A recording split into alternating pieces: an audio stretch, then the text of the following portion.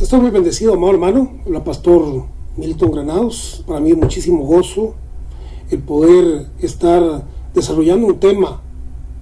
Me siento muy honrado, muy feliz, muy agradecido con Dios de poder estar desarrollando un tema tan importante, un tema tan liberador, un tema que yo recuerdo que la vez que Dios alumbró los ojos de mi entendimiento al leer estos capítulos en Romanos, yo fui embargado de una felicidad tan grande, porque me sentía tan feliz. Antes de eso, yo luchaba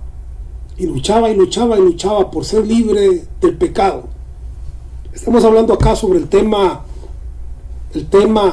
cómo dejar de pecar, cómo poder dejar de ser pecadores, cómo poder ser santos, como Dios nos ha mandado a ser santos. Sí, hemos estado citando aquel pasaje donde Jesús le habla a la mujer adúltera y le dice: ni yo te condeno,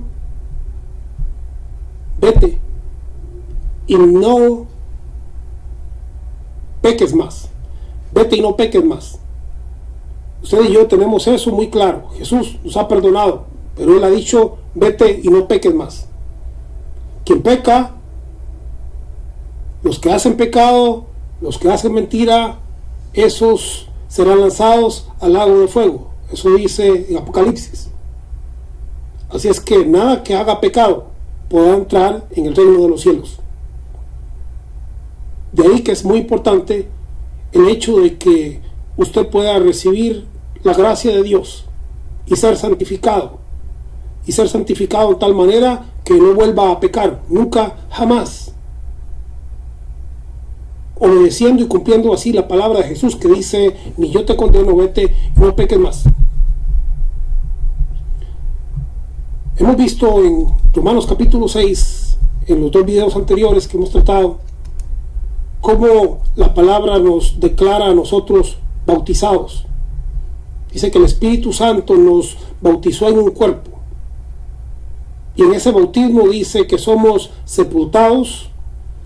Dice la palabra que somos crucificados, que somos muertos al pecado una vez y para siempre. Si usted no todavía asimila estas verdades que acabo yo de mencionar o no las comprende a totalidad, sería importante que vea los videos anteriores o quizá que los vea nuevamente. Pero el creyente ha muerto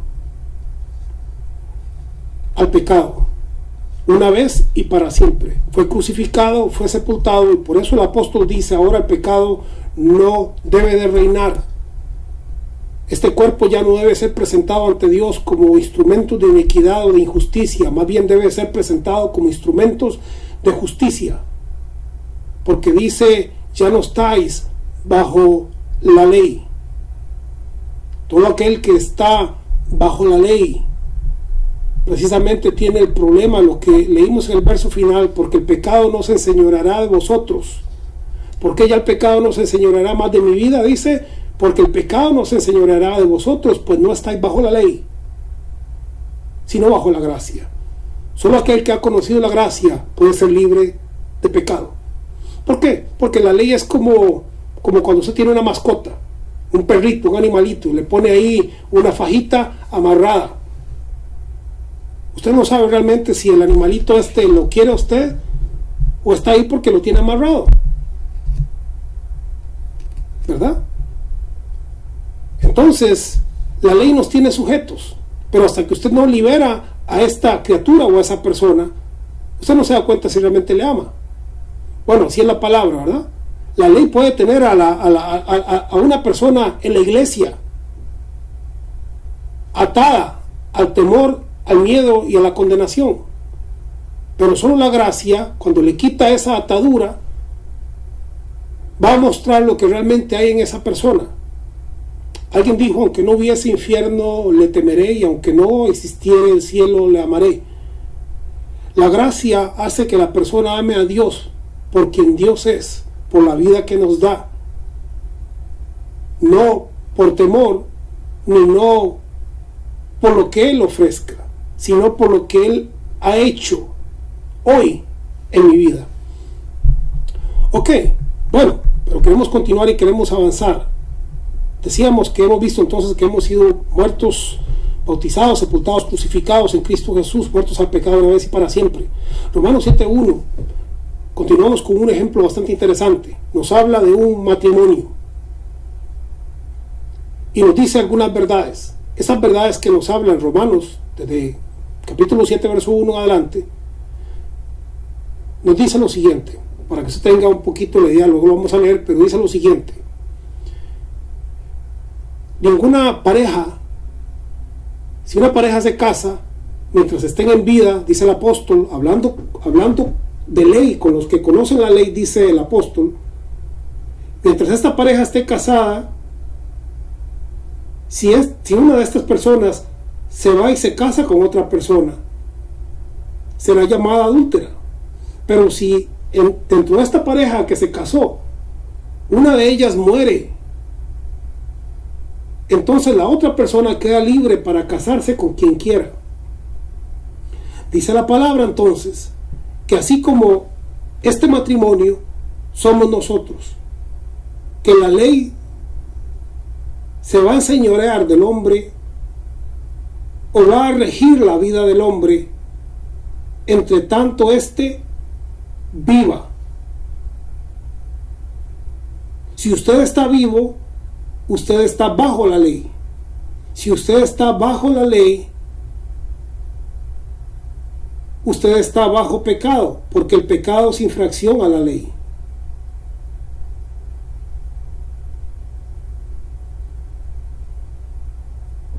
La Biblia llama a la ley el ministerio de muerte. Y el apóstol dijo que todo aquel que quiera justificarse por la ley de Cristo se ha desligado. Entonces el problema es que o estamos bajo la ley si estamos vivos. Si usted está vivo, usted está bajo la ley, aunque usted diga que no. El único modo de estar fuera de la ley es si usted muere. Así como esta pareja de la cual habla el apóstol, si los dos están vivos y uno se va con otro, será adúltero porque está siendo infiel. Mientras usted esté vivo, usted ha sido casado con la ley para siempre. Y usted no puede darle la espalda a la ley, a no ser que usted muera. Pero ¿cómo usted muere si usted está vivo? Esto es lo que hemos hablado precisamente en Romanos capítulo 6, que hemos sido crucificados, sepultados, muertos por el bautismo en Cristo Jesús. Entonces hay una continuidad del capítulo 6 al capítulo 7, solamente que lo explica de un modo diferente. Dice capítulo 7, verso 1: ¿acaso ignoráis, hermanos, pues hablo con los que conocen la ley, que la ley se enseñorea del hombre, entre tanto que éste vive? Porque la mujer casada está sujeta por la ley al marido mientras éste vive. Pero si el marido muere, ella queda libre de la ley del marido. Así que si en vida del marido se uniera otro varón, el marido no ha muerto, está vivo, pero ella se va a unir a otro varón, dice, será llamada adúltera. Pero si su marido muriere, es libre de esa ley. De tal manera que si se uniera a otro marido, como ya el marido murió, no será adúltera. O sea, es correcto. La ley fue dada a los hombres. Mientras el hombre viva y esté el cielo y la tierra que se ve, esta ley aplicará. El único modo que esta ley no aplique es del mismo modo en que esta mujer, si su marido muere, ella queda libre. Entonces, esto es lo que nos está hablando aquí este capítulo. Dice el verso 4: así también vosotros, hermanos míos, habéis muerto a la ley habéis muerto a la ley mediante el cuerpo de Cristo. Yo estaba unido a la ley. Nadie me podía separar.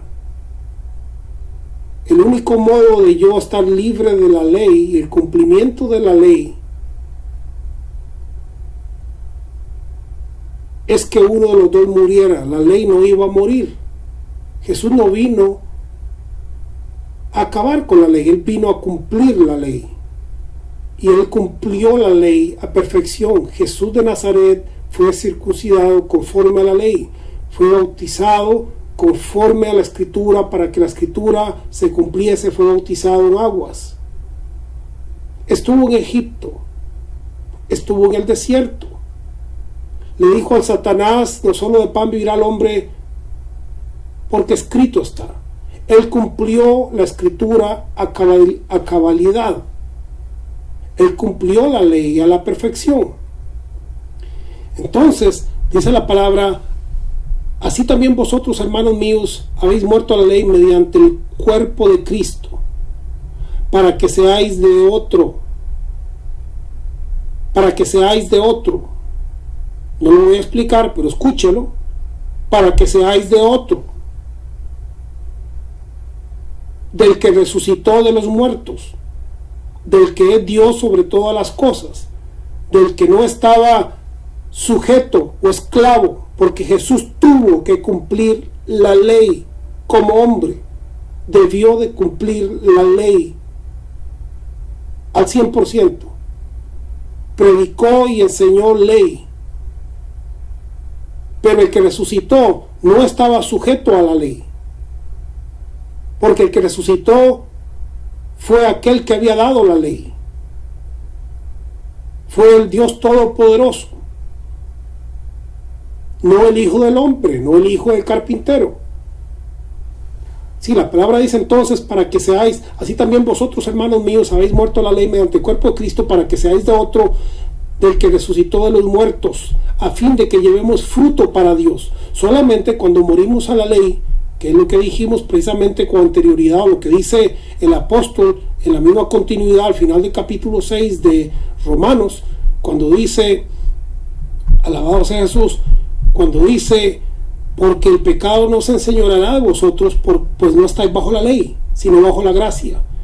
Entonces, eso es lo que dice acá la palabra cuando dice: alabado sea Jesús. Así también vosotros, hermanos míos, verso 4, capítulo 7, habéis muerto a la ley mediante el cuerpo de Cristo, para que seáis de otro, que resucitó de los muertos, a fin de que llevéis fruto para Dios. Cuando yo he muerto a la ley, cuando yo he muerto al pecado, cuando yo he sido sepultado en Cristo Jesús, he sido crucificado y llevo las marcas de Jesús conmigo por todas partes, yo puedo llevar fruto para Dios. Verso 5 dice: porque mientras estábamos en la carne, las pasiones pecaminosas que eran por la ley obraban en nuestros miembros, llevando fruto para muerte. Pero ahora estamos libres de la ley, por haber muerto para aquella que estábamos sujetos, de modo que sirvamos bajo el régimen nuevo del Espíritu, y no bajo el régimen viejo de la letra. Aquí hay dos elementos interesantes que se incorporan y que usted debe tenerlos presentes para poder continuar comprendiendo este tema y tener más claridad en Romanos capítulo 8. Estos dos elementos nuevos e importantes, básicos, fundamentales, que se nos dice acá, que se incorporan precisamente, son dos. Uno que habla del régimen viejo de la letra y otro que habla del régimen nuevo del Espíritu.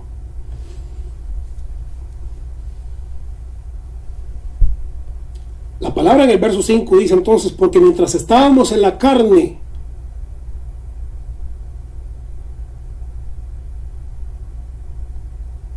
déjenme ver cómo lo explico. La persona que está en el mundo, la persona que no conoce a Dios, no está en la carne. ¿Por qué no está en la carne? Porque sencillamente está muerto. muerto en pecado. Por eso la Biblia dice: levántate tú que duermes entre los muertos y te alumbrará Cristo. Están dentro de este reino de muerte. Recuerden que está la doble muerte, la muerte espiritual y la segunda muerte o condenación eterna. Ellos espiritualmente están muertos, no están en la carne, sencillamente están muertos, están en el reino de las tinieblas. Pero el creyente, cuando viene a Cristo Jesús y su espíritu es vivificado, este creyente puede tener dos estados: un estado carnal y un estado espiritual. Sí, el apóstol Pablo habla de los creyentes que eran carnales y no se les podía hablar de las cosas espirituales, porque dice que no eran capaces, ni sois capaces aún. Pero los espirituales, dice, él podía hablar de los misterios de Dios, la sabiduría oculta que fue predestinada para nuestra gloria, etcétera, etcétera. Cosas que ojo no vio, ni oído oyó, fue las que Dios nos reveló. Porque nosotros tenemos la mente de Cristo y todo este mundo maravilloso.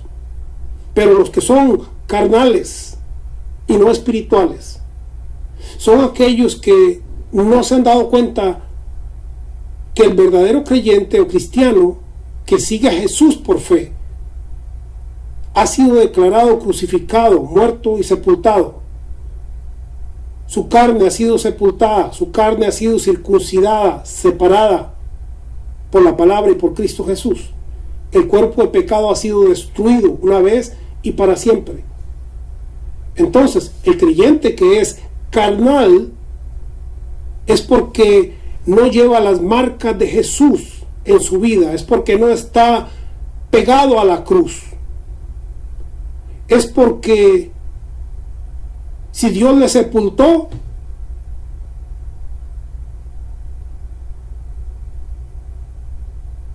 quiere salirse de la sepultura al estilo Thriller, al estilo los muertos vivientes resucitando, al estilo Halloween o esta cosa, que los muertos salen. Pero los muertos no salen. Pero el cristiano carnal no se da cuenta que tiene que dejar el cuerpo de pecado ahí donde Jesús le puso, en la sepultura. ¿Por qué? Porque es carnal. El cristiano es carnal. Porque mientras estábamos en la carne, cuando nosotros no sabíamos que estábamos crucificados, muertos, sepultados, y que el cuerpo de pecado había sido destruido, y que habíamos muerto al pecado una vez y para siempre, y que Dios había dejado ya, nos llamó a una vida nueva, y nos declaró limpios, santos y justos, y que ya no vivimos dentro de aquel pozo cenagoso, porque ya no somos renacuajos, somos una nueva criatura en Cristo Jesús, llamados a extender nuestras alas y a volar en Cristo.